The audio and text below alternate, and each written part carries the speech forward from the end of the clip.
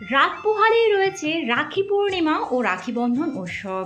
দীর্ঘ ৭০ বছর পরে আগামীকাল রয়েছে চন্দ্রগ্রহণ ও রাখি পূর্ণিমার বিরল গ্রহযোগ। ভদ্রাকালে এবং রাহুকালে রাখি বাঁধা যাবে না। জেনে নিন ভদ্রাকাল ও রাহুকালের সময়সূচি। পবিত্র রাখি বাঁধার শুভ সময় কখন থাকছে, রাখি বাঁধার নিয়ম ও মন্ত্র, হাতে বাঁধা রাখি আপনারা কবে খুলবেন, কিভাবে রক্ষাসূত্র খোলা হয়, রাখি খোলার পরে আপনারা এই রাখি বা কী করবেন। নমস্কার বন্ধুরা, সকলকেই জানাই রাখি পূর্ণিমার শুভেচ্ছা ও ভালোবাসা। রাত পোহালেই রয়েছে রাখি পূর্ণিমা ও রাখি বন্ধন উৎসব। দীর্ঘ ৭০ বছর পরে আগামীকাল রাখি পূর্ণিমা ও চন্দ্রগ্রহণের বিরল গ্রহযোগ রয়েছে। এছাড়াও আগামীকাল শতভিষা নক্ষত্র ও অতিগণ্ড যোগের এক বিশেষ সংযোগও তৈরি হচ্ছে। জ্যোতিষশাস্ত্রীয় বিশ্বাস অনুযায়ী এই বিন্যাসটি অত্যন্ত তাৎপর্যপূর্ণ বলে বিবেচিত হয়। রাখি পূর্ণিমা বা শ্রাবণী পূর্ণিমা তিথি শুরু হয়ে যাবে আজ সকাল থেকেই, অর্থাৎ বাংলার ৯ই ভাদ্র, ইংরাজি ২৭শে আগস্ট বৃহস্পতিবার সকাল ৮টা ৪৩ পূর্ণিমা তিথি থাকবে আগামীকাল, অর্থাৎ বাংলার ১০ই ভাদ্র, ইংরাজির ২৮শে আগস্ট শুক্রবার সকাল ৯টা ২৮ পর্যন্ত। আমাদের সনাতন ধর্মের সব তিথি নক্ষত্র উদয় তিথি অনুযায়ী গণনা করা হয়, তাই উদয় তিথি অনুযায়ী রাখি পূর্ণিমা বা রাখি বন্ধন উৎসব পালন করা হবে আগামীকাল ইংরাজির ২৮শে আগস্ট শুক্রবার। যারা পূর্ণিমার পুজো বা সত্যনারায়ণ পুজো করতে চাইছেন সেক্ষেত্রে শুভ সময় থাকবে শুক্রবার সকাল ৭টা ৫২ থেকে দুপুর ২টো ২৩ মধ্যে। গঙ্গা স্নান ও দানের শুভ সময় থাকবে শুক্রবার ভোর ৫টা ২০ থেকে সকাল ৬টা ৩০ মধ্যে। এছাড়াও যতক্ষণ পর্যন্ত পূর্ণিমা থাকবে ততক্ষণ পর্যন্ত আপনারা গঙ্গা স্নান করতে পারবেন। এবছরে রাখি পূর্ণিমার দিনে অর্থাৎ আগামীকাল বছরের দ্বিতীয় ও শেষ চন্দ্রগ্রহণ ঘটতে চলেছে। তবে এই গ্রহণের দৃশ্যমানতা যেহেতু এই দেশ অর্থাৎ ভারতবর্ষ কিংবা বাংলাদেশ থেকেও দেখা যাবে না, যার কারণে এর সূতককাল এবং এর নিয়মগুলি বৈধ হবে না। চন্দ্রগ্রহণ যেহেতু দৃশ্যমান নয়, তাই রাখি বন্ধন উৎসব উদযাপনে চন্দ্রগ্রহণের কোনো বাধা থাকবে না। এবছর রাখি বন্ধন উৎসবে আগামীকাল অর্থাৎ শুক্রবার সূর্যোদয়ের আগেই ভদ্রা শেষ হয়ে যাবে, তাই আগামীকাল সারাদিন ভদ্রাকালের কোনো ছায়াও থাকবে না।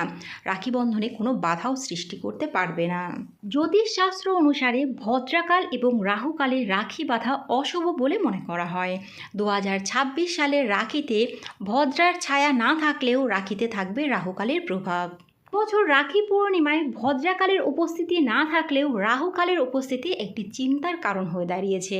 বৈদিক জ্যোতিষশাস্ত্র অনুযায়ী রাহুকাল হলো এমন সময় যখন রাহুর নেতিবাচক ও বিভ্রান্তিকর শক্তির প্রভাব সবথেকে বেশি থাকে। তাই রাহুকাল চলাকালীন সময়টুকু রাখি বন্ধন উৎসব থেকে বিরত থাকা উচিত। এবার আমরা জেনে নেব রাহুকালের সময়সূচি।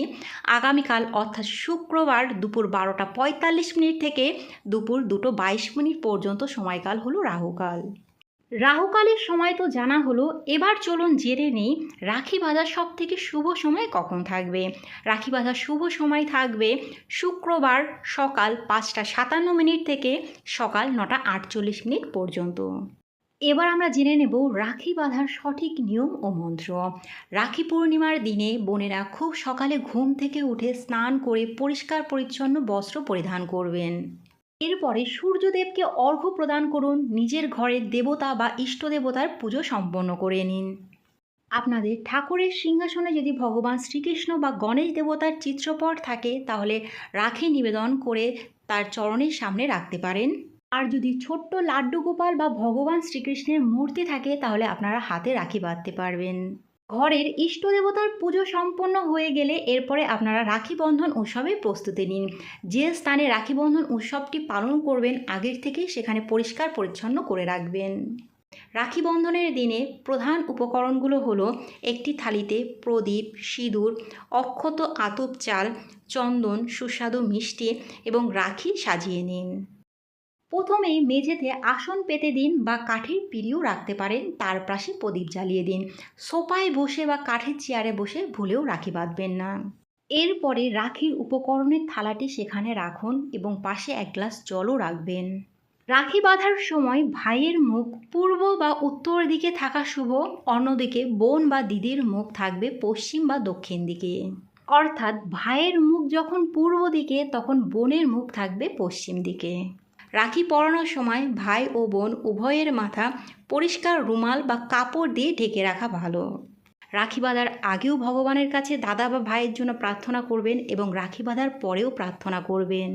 দই বা চাল বা চন্দন দিয়ে ভাইয়ের বা দাদার কপালে তিলক কেটে দিন। এরপরে ডান হাতে রাখি পরাবেন। অবশ্যই 3টি গিঁট বাঁধতে হবে। এই 3টি গিঁটে ত্রিদীপের অবস্থান। আর রাখি বাঁধার মন্ত্রটি হলো, যেন বদ্ধ বলি রাজা দানবেন্দ্র মহাবল, তেন তাং রক্ষবন্ধামি রক্ষে মা চলো মা চলো। অর্থাৎ যে রক্ষাসূত্র দিয়ে মহান রাজা শক্তিশালী দানবেন্দ্র রাজা বলিকে বাঁধা হয়েছিল, সেই রক্ষাবন্ধন আমি তোমায় বাঁধছি, যা তোমার রক্ষা করবে। হে রক্ষে, তুমি চলয়মান হইও না, চলয়মান হইও না। এরপরে ভাইয়ের মুখে মিষ্টি খাইয়ে দেবেন এবং সামর্থ্য অনুযায়ী উপহার দেবেন। রাখি বন্ধন উৎসবে তো হাতে রাখি বাঁধা হয়ে গেল। এবার জেনে নেওয়ার পালা, হাতে বাঁধা রাখি আপনারা কবে খুলবেন। আসলে রাখি বন্ধনের দিনে ভাইয়ের হাতে বাঁধা রাখি শুধুমাত্র সুরক্ষার প্রতীকই নয়, এর ধর্মীয় ও আধ্যাত্মিক তাৎপর্যও রয়েছে। হাতে বাঁধা রাখি খোলার সঠিক সময় ও সঠিক নিয়ম রয়েছে, যাতে এর প্রভাব সম্পূর্ণরূপে অক্ষত থাকে। হাতে পরানো রাখি দাদা বা ভাইদের কমপক্ষে 1 দিন অর্থাৎ 24 ঘন্টা রাখতেই হবে। ধর্মীয় বিশ্বাস অনুযায়ী অনেক স্থানে রক্ষাবন্ধনের 8 দিন পরে ভগবান শ্রীকৃষ্ণের জন্মাষ্টমীর দিনে রাখি খুলে ফেলা শুভ বলে মনে করা হয়। হাতে বাঁধা রক্ষাসূত্র আপনাদের হাতে যতদিন পর্যন্ত থাকে আপনারা রাখতে পারবেন, অর্থাৎ নিজে থেকে ছিঁড়ে না যাওয়া পর্যন্ত রাখতে পারবেন। মহারাষ্ট্রের মতো কিছু অঞ্চলে আবার রাখি পূর্ণিমার 15 দিন পর পোলা উৎসবের দিন রাখি খোলা হয়। ঐতিহ্যগতভাবে এমনটা বিশ্বাস করা হয় যে পূর্ণিমার দিনে রক্ষাসূত্র বাঁধার পরে এটি পরের পূর্ণিমা বা যে কোনো শুভ সময় খোলা উচিত। এবার জেনে নেব কিভাবে রক্ষাসূত্র খোলা হয়। রক্ষাসূত্র কখনোই কাটা কিংবা ছিঁড়ে ফেলা উচিত নয়, এটি করলে এর ইতিবাচক প্রভাব কমতে পারে। প্রথমেই হাতের কবজি থেকে রাখি খোলার সময় সুতোর গিঁটটা নখ দিয়ে অথবা অন্য কারো সাহায্যে ধীরে ধীরে আলগা করার চেষ্টা করুন। যদি গিঁটটা সহজে না খুলতে পারেন, সেক্ষেত্রে কাঁচি বা সুতো কাটার যন্ত্র দিয়ে সাবধানে সুতো কেটে ফেলুন, টান মেরে ভুলেও ছিঁড়বেন না। যদি হাতে পরে থাকতে থাকতে পুরনো হয়ে যায়, তাহলে পরিষ্কার পরিচ্ছন্নতার কথা মাথায় রেখে সুতো পুরনো বা ময়লা হয়ে গেলে এটি খুলে ফেলা ভালো।